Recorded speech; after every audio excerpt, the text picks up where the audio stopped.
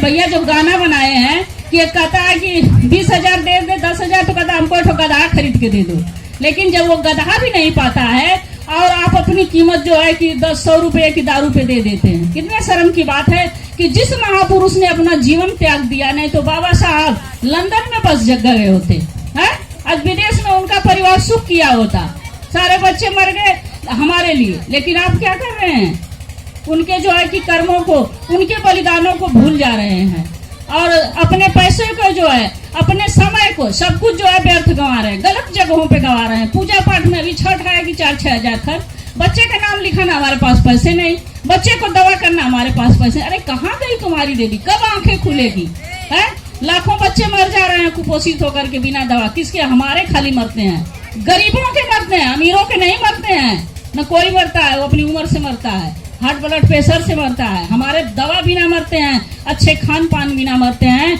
तो अगर हम लोगों के आने का आप लोगों में जरा भी असर हो तो पूजा पाठ को छोड़ करके एक एक पाई जोड़िए और बच्चों को अच्छा से अच्छा खिलाइए, स्वस्थ बनाइए, शिक्षा दीजिए, अच्छे अच्छे स्कूलों में पढ़ाइए, ट्यूशन लगाइए, अंग्रेजी तो जरूर पढ़ाइए, क्योंकि वो हमको शिक्षा से दूर करता है, हमें शिक्षा ही पाना है। क्योंकि बाबा साहब कहते थे शिक्षा हुआ शेरनी का दूध है, जो पिएगा वह दहाड़ेगा। आज हम पिए हैं तो गुर्रा रहे हैं ना, नहीं तो हमको कोई बोलने देता, जीभ काट दी जाती थी, जीभ काट दी जाती थी, कोई बोलता था। आज हम लोग जहाँ होता है वहीं बोल लेते हैं, कोई बुला दिया वहीं चले जाते हैं।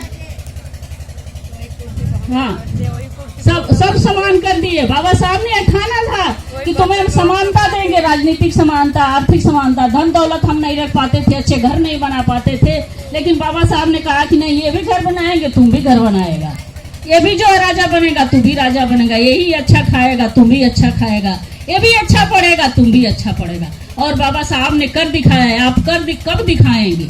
अब आपकी बारी है, अब कोई बाबा साहब आने वाला नहीं है, आप में से ही बाबा साहब बनना है, आपको ही कांसीराम बनना है, आपको ही रमाई बनना है, त्याग करके अपने पति को, अपने पुत्र को आगे बढ़ाना है।